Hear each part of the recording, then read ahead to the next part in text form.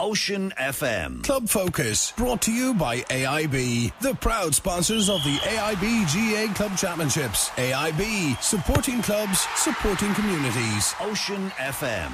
This week's AIB GA Club Focus on Ocean FM comes from St Patrick's GA Club in the areas of Screen Drummard in County Sligo. And our first guest for this evening's show is the chairman of the club, Martin Giblin. Martin, I suppose, first of all, paint us a picture of St Patrick's GA Club and the current health it's in. Well, St Patrick's GA Club, as you know, Dara, it was formed in 1958 by the two parishes of Screen and Drummard, and since then we've went on to win numerous senior titles. We're located here on the main Sligo-Ballina Road. We're a small area, 4 miles deep by maybe 6 miles wide, hemmed in with the mountain and the sea, with our facilities here at Carnabull. There's a lot of tradition in the club, as you know. Senior football has been a huge part of this club over the years, and as I said, we've won numerous county titles. And our main focus in the club at the moment is actually to get back to senior championship football again. We have a very strong panel this year. Last year we gave it a good crack to get back up to Division 1 football, and we achieved our goal. We were promoted as runners-up to Calera. This year our focus is, as a club, to develop our underage.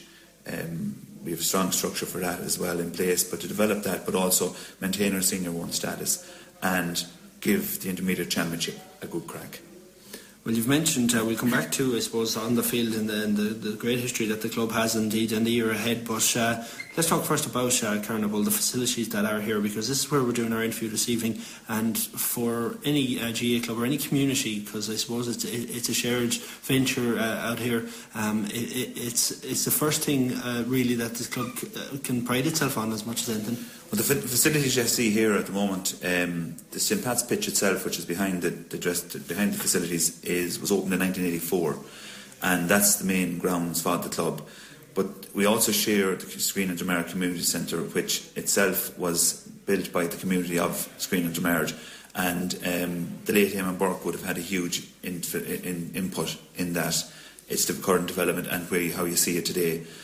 We share the dressing rooms and that here in the centre, and as I said, all our matches take place, our home matches take place here on the grounds at the back of the centre.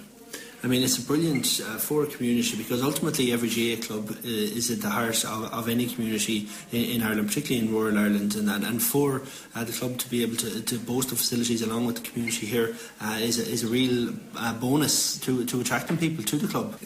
They are indeed. The facilities themselves, as you see from when you look in off the main Sligo-Ballina Road, like you're looking at a fabulous playground, an all-weather community pitch, our own pitched further on down, and then you have the community centre itself. The facilities are second to none. They are extremely well maintained by the crew that are here working on a day-to-day basis. There's a staff of 3 or 4 people here working every day, keeping the facilities in the shape that they're in.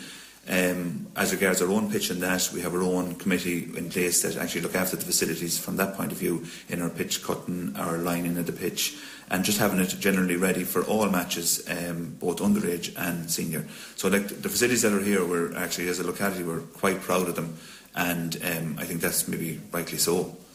Tell us a little bit about the history of the club in terms of, I suppose, the parishes coming together and forming St Patrick's GA Club. Well, as I said earlier, the club was formed in 1958 when the parishes of Screen and Drummard came together to amalgamate as one, and they formed the team that we now know as St Patrick's Drummard or St Patrick's GA Club. And since then, we've gone on to play and win numerous senior county titles. The first I think we won was in 1968, and we went on to do the double in 1988-89. And to our credit, that's probably something that we can be very, very proud of, and that no other club has yet equalled that record. A lot have come close, but nobody's actually equalled it. So it's something that we can be proud of ourselves here.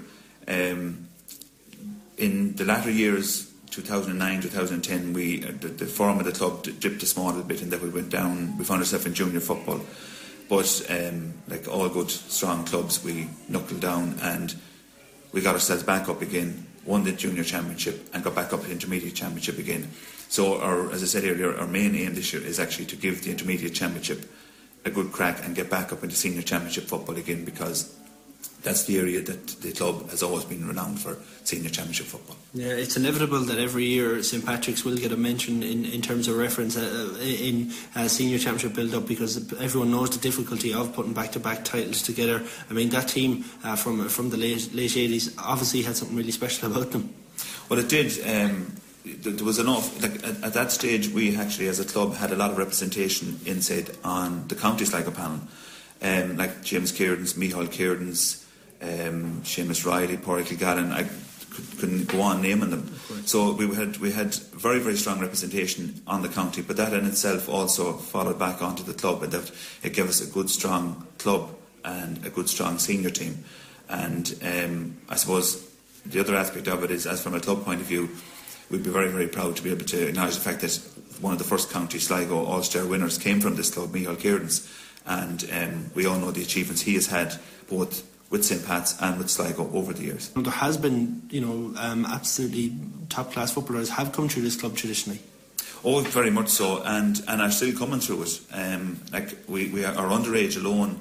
Every year you'll see there's always every underage player gives his all in any game, but there's always the special little fella that you'll need. There's something different about him. This club is full of those. We've very, very strong underage, and that is coming through into the senior panel. About 10 years ago we set up a board and oak within the club, where we felt that the underage structures within the club maybe were lacking a small little bit. So we just put a lot of emphasis on underage, and believe it or not, a lot of that board and oak team now is actually on the first team in the club at the moment. Really? And a lot of that comes down to the structures that we put in place the 10 years ago. Well, that's a hugely proud achievement, that you can take players from a young age, from when they come to the club first of all, and not just improve them as players and improve them as sports people and community members, but to keep them involved with the club as much as anything. Definitely. Like at the moment, when you look around at other clubs and hear of the problems they're having with members in the sense of immigration and unemployment, and they're moving away from the locality and that. And I'm not saying that we haven't been hit ourselves, we have in a small way, but yet at the same time we can still, between our underage structure and the senior team currently, we are still able to turn out two senior teams, a junior and a senior team, every weekend, and have a 6, 7, 8, 9 subs in each team. Right. So we're doing something right in the area that we're able to hold on to these, and a lot of it too probably is based on the tradition of the club, that a lot of them see that there's a huge tradition involved in St Patrick's GAA Club, and it's something that everybody wants to be themselves associated with and be a member of. Can I ask you a little bit about your own involvement with the club, and I suppose how long have you been involved with St Pat's? Me myself, I started off probably 10, 12 years ago. I started off as the Board and Oak chairman, and I held that position for about maybe 3 or 4 years, and then I took over as chairman of the club for about 3 or 4 years. Then I stepped down for a year, and I find myself back on the road again this year. It's a hard job to get out of, to be honest, but it's a job that I like, and that I love giving it me all, and have done over the number of years I've been involved in it, Well, I mean, when you come in as a member of the Board and Oak, as chairman of the Board and Oak, I suppose it gives you immense pride to see that those underage structures that you mentioned already, that you did put a focus on, are remaining and are in place. Very much so. Like a lot of the kids that I would have started off with in Board and Oak, like I coached at underage, under 10, under 12, and worked my way up with them. A lot of those kids now that would have started off with me and other coaches back 10, 12 years ago are now the ones that's actually stepping in to carry the reins at the senior level for us, and are able to do so, or are good accomplished players. They've got good coaching. When we did set up Board and Oak, there was a lot of us took the time to go away and get coached properly. We went away and we got our foundation level, and 5 of us went away and got our level 1 coaching, so that we, even though all of us that were involved had a footballing background of some sorts, we still wanted just to have that little bit of structure in place where we were coming as certified coaches, if you want for a better word, and that plus what the knowledge we had of football ourselves, we were able to bring a lot to the table for the kids, so that they themselves was getting good coaching from a very, very early age. And that's been proven correct now at the moment, because they're making the senior team. Now, I know that one of the key areas you've targeted for the year ahead, or the years ahead maybe, is community involvement within the club, not just on the playing field or not just as a coach or whatever, but all round general, getting involved with the club and for people within the community, maybe people that haven't been involved in the club before. Well, exactly. Like for years, and like with a lot of clubs, a lot of the focus you put on is on your members, but by and large, your members generally are your players, that will be your underage or your seniors, and they're what's seen as your club members. Outside that, for St. Pat's, our other club members would basically have been a lot of our committee members and coaches and things like that. So we never really put a huge emphasis on going outside that a little bit further and getting the social element in the club. So this year what we have done is we're going that little one step further, and we're trying to encourage people to join the club. We're going to have a draw on that, and that everyone that becomes a member of the club will be entitled to a draw for our Ireland tickets when they come about next September. And we're hoping to have other prizes on offer on the night, just that when people would join the club, that they're joining it as a member of St. Pat's, and at the same time they're also in with an opportunity of winning something on the night.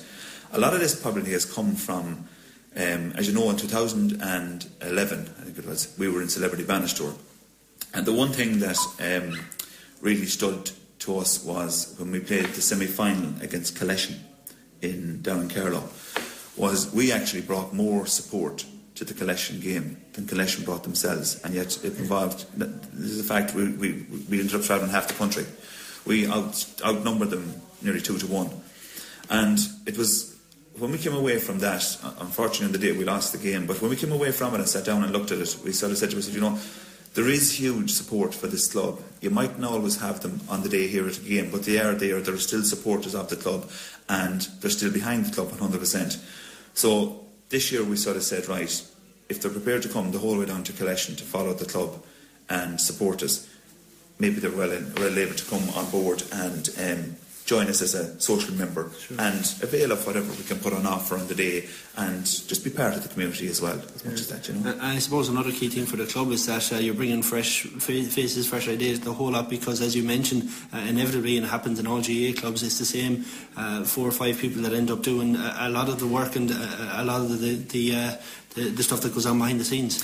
Exactly, you often end in a lot of clubs, and this one, to a certain extent, for a while was much the same, in that you were inclined to, even from a committee point of view, would often end up maybe just moving chairs, in that positions would probably be filled, but you'd be people moving around. And the same as well applies to your coaches in that we're trying to work on it, that different coaches take different teams every year, rather than the one coach sort of staying with an age group, because even though his ideas will be no different than the first day he would start off coaching an under 10 team, when he gets to minor team, they will be, to a certain extent, getting fed up listening to the same voice all the time.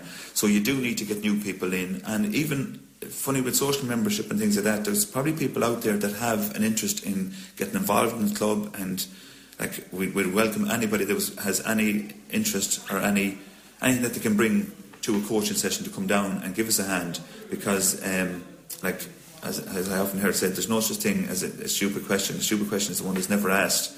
Get people down here, get them involved, and see what they have to bring. Yeah, absolutely.